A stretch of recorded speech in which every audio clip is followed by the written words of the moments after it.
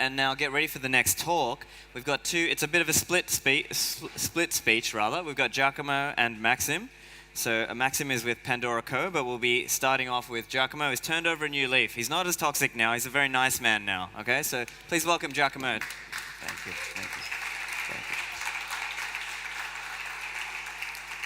Yeah, it's true. I've changed after Riga, and I'm a nice person now. I will speak I will just give you a quick introduction of the talk. Most of the talk will be done by Maxim later. This talk is divided in three different chapters. The first is, sorry. Can you reload the Prezi once? Just once, because I changed this morning, of course. So basically, the three parts of the talk will be called. The title of the first will be RGBP, a quick reminder of the RGB protocol. I will not just get into it a lot because we discussed that during the FOLMO hack days here in Berlin a lot. So some people already know what it is. The second part of the talk, again a few minutes, will be called RGBP VSLNP, which is basically the relationship between the RGB protocol and the Lightning Network, how the two things, which is probably more interesting for the crowd here today, how they relate, how they overlap, what are the synergies, and so on. And the third part of the talk that I will leave to Maxime is called basically RGBPOLNP,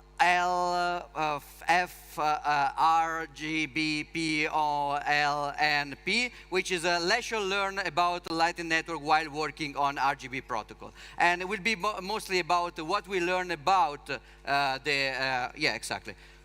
So, yeah, now it's final. LALNP WWORGBP. Lesson learned about ILN learned while working on RGB. So, very quick recap of RGB. It's an asset protocol proposal. It's based on Bitcoin and not on other shitcoins like EOS, Ethereum, like most assets are today, with a few notable exceptions. It is based on the client-side validated approach. So unlike a Counterparty, Omni, or this kind of Bitcoin-related project, it doesn't use the Bitcoin time chain. It doesn't pollute the Bitcoin time chain with, let's say, toxic waste like metadata of the assets. You use Bitcoin only for what Bitcoin is good for, which is avoiding double spending, and everything else is passed off-band on another peer-to-peer, entirely peer-to-peer protocol. So if I have to give you something, I give you off-band the proofs of everything, the signature and everything, and I will just use with zero time chain footprint a commitment in one Bitcoin UTXO to avoid double spending. The second characteristic is that it's Lightning Network compatible, and I will get into depth about what does that mean. What are the purposes of this project? As you know, I like to call this project not really a scam, but a meta scam, meaning that people will be able to scam other people with tokens and ICOs, but mostly there are also some kind of legit use cases that we are trying to tackle. The first one is tradable US dollar based IOUs, most typically Tether. I personally think that this kind of instruments will play an important role in the adoption of Bitcoin and the migration of wealth from the US dollar to Bitcoin, because they are an important way to avoid some kind of KYC AML limitations. The second that may be an interesting use case, even if it's not as interesting as the complete disruption of central banking, but it's still interesting, could be digital collectibles like rare papers, or for the more shitcoiners in the room, CryptoKitties. And the real thing that we like to do with RGB is actually to use that as a test bed in order to experiment with new architecture. For example, this client-side validated stuff. It was proposed by Peter Todd a few times ago, but now we can a little bit try to play out with the idea and to see what does it bring. So it's mostly a research and development project as well, because we can play out with architecture. So RGB PVS LNP. How do they think these two things relate to each other? So you have the RGB protocol and the Lightning Network protocol. The first trivial way in which they overlap and they have a synergy is RGB reusing something, piggybacking something, leveraging something from LN, which is basically the first arrow that you see there, which is the fact that RGB can leverage direct benefits of Lightning Network support. In particular, additional privacy, because you know the privacy on meta protocol like Omni on Counterparty is very, very bad, because you have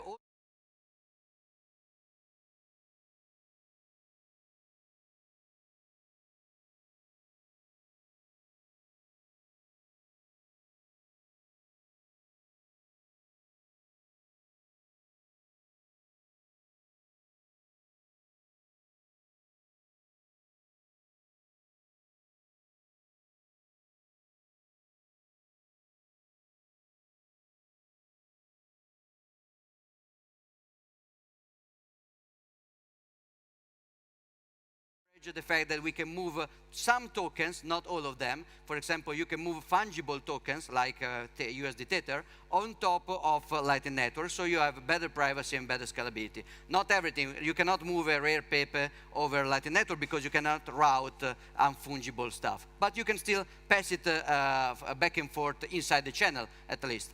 The second arrow, again, the way that RGB leverages Lightning Network is a little bit more subtle and indirect.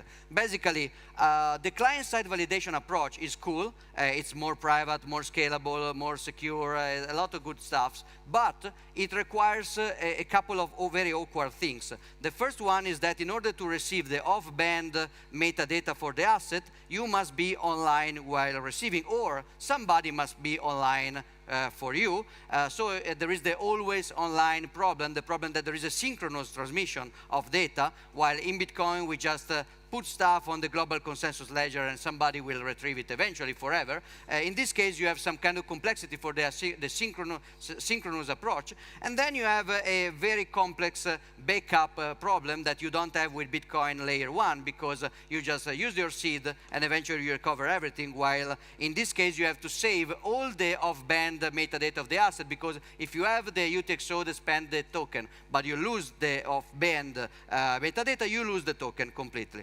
What is very interesting about this kind of problem is that these problems in 2013, 2014, they may have seemed too bad for user experience. But now Lightning Network face both problems actually in a more serious way than RGB itself, because first of all, in RGB you have to be online to receive the asset, but then you don't have to stay online to be sure that nobody steals the asset. While on Lightning Network you have to receive online and you have to stay online, or somebody on your behalf, in order to avoid the contract breach, basically. And also the backups, you can store the off-band metadata for the asset in several ways, and it's not a toxic waste. It's not a cryptographic toxic waste. Nobody can use it to steal your stuff. While in Lightning Network, we know that we have also to be extra careful about how we store the channel updates, at least until L2. So the nice idea is that we can take a lot of things that people are already doing for the Lightning Network, and we can just try to reuse everything in order to add also this kind of additional stuff. But now I have three arrows that go in the other way. So there are some few ways in which the work that we are doing on RGB may help a little bit also, or may somehow corroborate or interact positively with the work in Lightning Network itself. The first one is basically the fact that there are some Lightning Network implementation. They may need some kind of research and development effort in order to become multi-asset. For example, if you have C-Lightning and C-Lightning is going to eventually interact directly with the confidential assets on a sidechain like Liquid, then you need anyway, from the security point of view, you need to change a little bit Lightning Network in a way that makes sure that the security assumption that are okay for Bitcoin also hold for any kind of other asset. And then you have to change the UX, of course, because if you have a multi-asset channel, that's complex. So you have to do that for Liquid and C Lightning. We may as well just try to do something together. And also the DEX, okay, I know that when I say DEX, some people like Udi who are toxic maximalists will be skeptical. But I mean, there's nothing bad with the DEX. What I mean is that if I want to route, let's assume that I have a Tether colored channel, Lightning channel with Alice. And Alice doesn't have a colored channel with Bob, just normal Lightning Network channels. But Bob does have a Tether colored channel, Lightning channel with Carol. I want to pay Tether US dollar to Carol. I cannot because I need liquidity in my asset. And that's true for every kind of asset. So the solution the mitigation we try to play with in RGB is called Spectrum, and is basically an idea to turn the Lightning Network nodes into some kind of trading bots. They will, so Alice will accept my Tether token at the condition that she will give to Bob an amount of Bitcoins, which is also the same amount that Bob will accept in order to give Carol an amount of Tether token. And that can route basically everywhere. This kind of stuff is necessary for the Lightning Network version of RGB Spectrum, but it may play important for different kind of asset-aware Lightning Network implementations, because we were discussing with Adam Beck, and he also said that eventually the Lightning in a multi-asset environment, Lightning Network demons will become some kind, or should become some kind of weird trading bots. So that's maybe another interesting R&D. The other arrow is basically the fact that if this stuff works, and that's a big if, then we can have some kind of privacy improvement in Lightning Network itself. Let's assume a multi-asset Lightning Network. If you just, the Lightning Network gives you a lot of privacy more because you don't have all the blockchain or time chain footprint, you don't have the traceability there, but you have a lot of network level lack of privacy. You can also monitor directly the amounts and the balances of channel in order to try. You can do forensics on Lightning. It's just harder, but you can. But if you don't know if a Lightning transaction is going to move Bitcoin in the channel, or maybe something else that you cannot see because it's inside an off-band metadata, then you can actually improve the bot. You can actually annoy a lot people trying to do analysis on top of Lightning Network. So multi-asset in Lightning Network can improve privacy. It can improve, if it works, a little bit also liquidity, because again, the DEX scenario that I described, if you don't have a Bitcoin liquidity, mostly it will be the other way around. You will not have asset liquidity, so you will need Bitcoin liquidity to bridge. But in some occasion, you may have the asset liquidity helping out to provide some kind of bridge or closure to Bitcoin liquidity. So not bad. But the last kind of arrow, the last kind of interaction, which is what Maxim will tell you about right now, is actually that while trying to put this kind of layer 3 solution on top of Lightning Network, we had to play around with Lightning Network a lot, or at least we had to play around with Lightning Network in a way which is different from the way other people is playing out with it. And so we may have started to gather a different and external view on Lightning Network, and we learned some stuff about things that work very well, especially under the point of view of a layer 2 on which you can do a lot of layer 3 stuff, and things that actually don't work out so well. So the other kind of title for this talk could also be, I have just learned about the Lightning Network, I'm here to fix it, but we choose the more, no, I'm joking. Of course, these are complex problems, but we think that the work we are doing may have shed a light on some kind of things to think about in the Lightning Network. So if you can move the slide to Maxim, I leave the command to you. Thank you.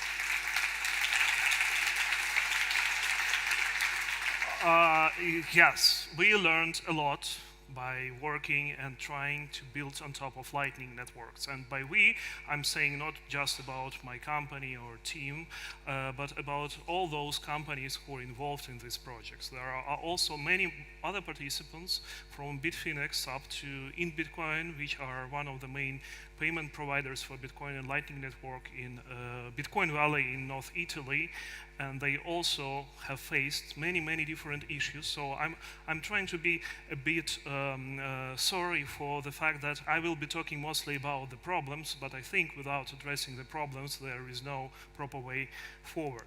So what are these lessons that we have learned, and what are these problems that we have discovered?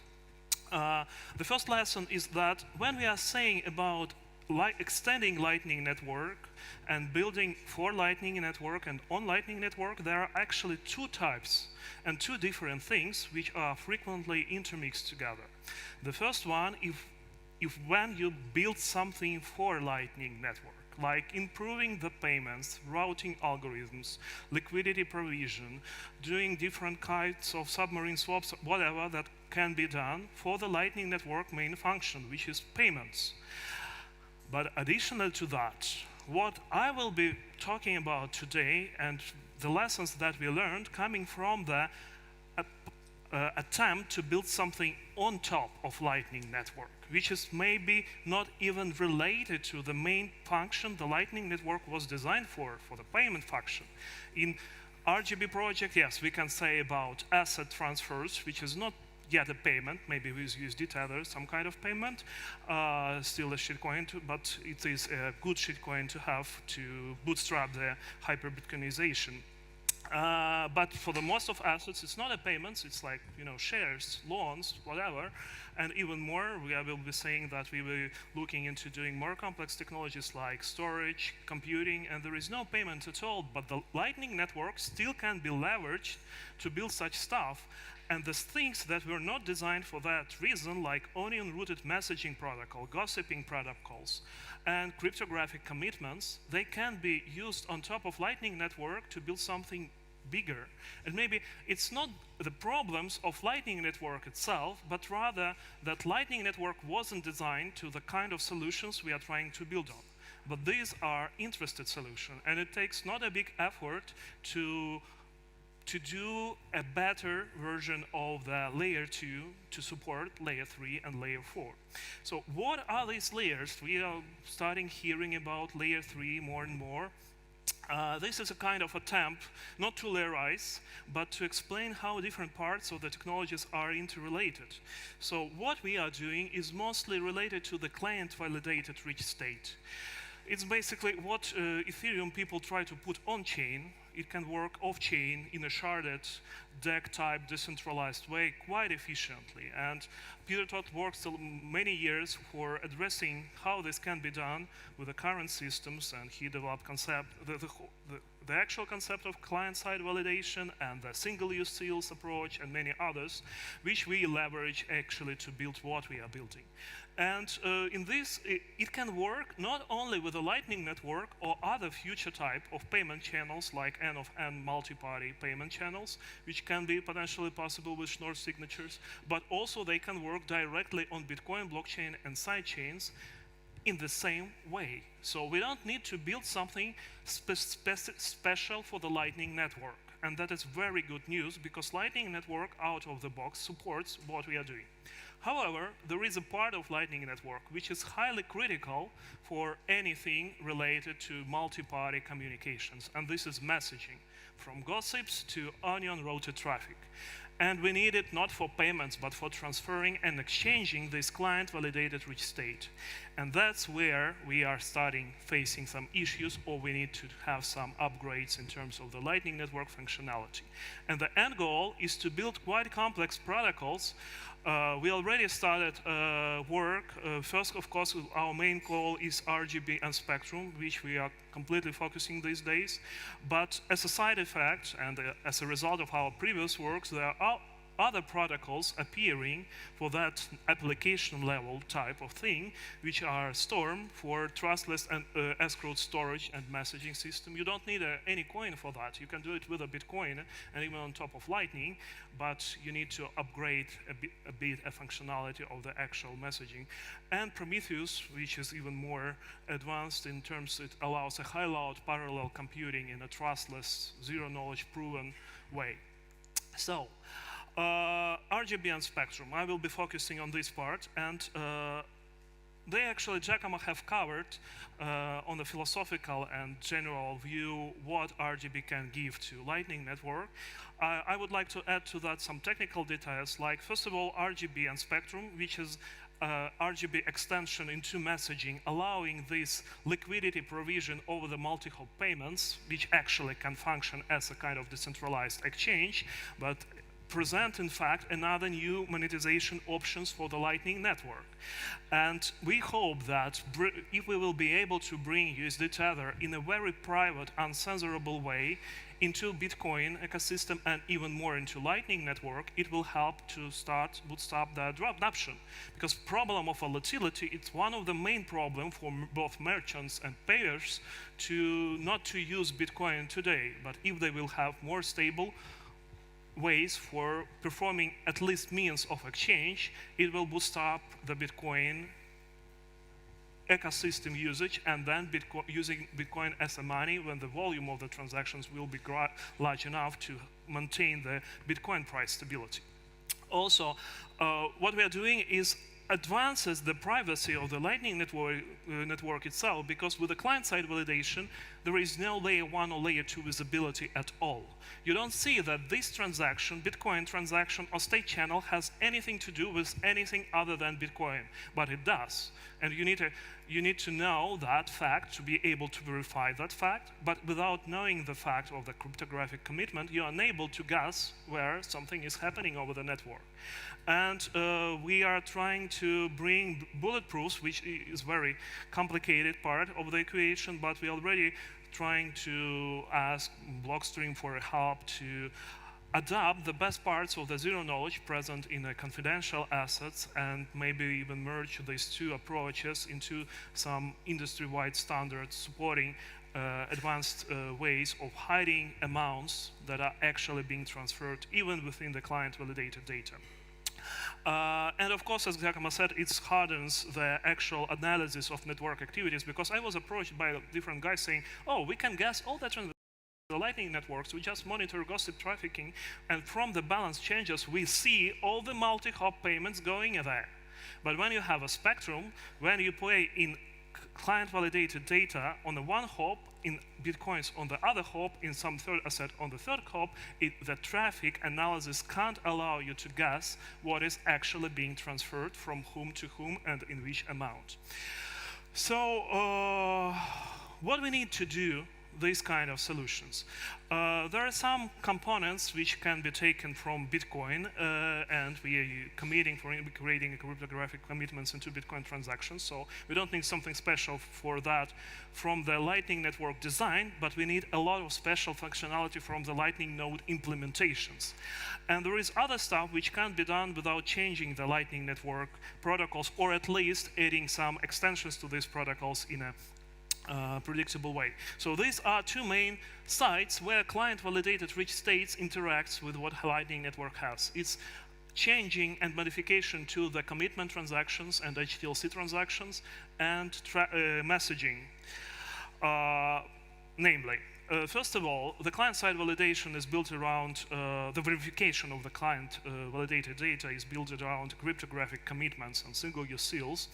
And for that reason, we are using zero footprint public key tweaking procedure, which was originally designed by Blockstream and the company's Eternity Wall to put any arbitrary commitment to a data into the public key. You are not extending the size of the private key, using elliptic curve homomorphic functionality and abilities to add that actual commitment. And while the standard is present for a long time, we found that with the recent developments, especially in the sphere of Taproot, there is many different systems using pay-to-contract public key tweaking, and they use it in a different way. Some ways are not that secure in terms of cryptography used, and Taproot also advances this kind of commitments and hash functions. So we decided to start this kind of initiative, which we called Lightning Network Bitcoin Protocol Standards. These are standards that are not covered by BAPs or bolts, and they can be used as best practices for the market. And the actual RGB and spectrum is composed of the set of that standards. So we have created this first standard for collision-resistant elliptic curve-based commitments.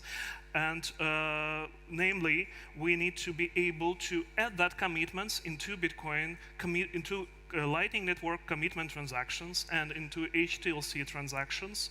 And this will be required not only by RGB, not only by the assets, it will be required by practically any client-validated type of layer 3 solutions, including storage, messaging, computing, and the rest. So we would like to find a way how it can be standardized and embedded into maybe not the Lightning Network specifications, but at least into the Lightning Network extension functionality. And also to point out into which output we actually commit the data, we need to adjust the fees. So we need to be able to modify the fees that are applied for commitment transactions. So here is like we are embedding the commitment into some specific output, and we need to adjust the fee according to the position of that output.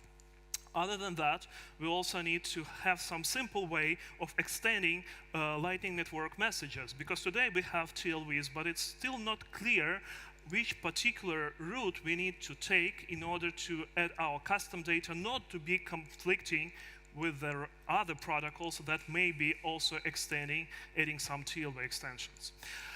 And it would be nice to have this codified in a way that we don't want to develop some kind of extension working on with a single node implementation only. If we build some layer 3 solution, it would be good to have that any Lightning Network can integrate with the same code base, with the same daemon to provide all this required for client-side validation. So our main result from all these discoveries is basically today Lightning Network is not yet ready for that stuff. There are a number of reasons. I will quickly run through them because they're really important. First of all, I would like to address this standardization process. I was very happy to find this architecture of Lightning Network by Christian Decker, and I think that is very good abstracted. But the fact that the actual bolt specifications, they address these layers in a kind of random way. So some of them covering the whole layer, some of them covering vertical, some of them covering some boxes, and so on, so on. So at the end of the day, we end up that some parts of the specification are not covered at all, like for the HTLC, multi-hop payments, we can't even reconstruct the sequence diagram. There is no proper sequence diagram covering both messaging, commitment transactions, and this array is actually not covered. And when in future Lightning Network will move to L2 and other protocols, it will end up that it will be really hard to redefine different cross-linked specifications. So normally, specifications like BAPs, they are created in this kind of time chain way. So there is some version of the specification that is fixed. If we need to add something, we create another specification saying that this specification changes that specification, kind of specification chain. With the bolts, it's a bit more tricky because there is some random PRs appearing, being merged into the tree. There is a tagging for version 1, of course, but still, when you're trying to continue add the functionality, this all gets really messy. And the proper abstraction is really important. I think everybody knows this and why it is important because of all of these considerations.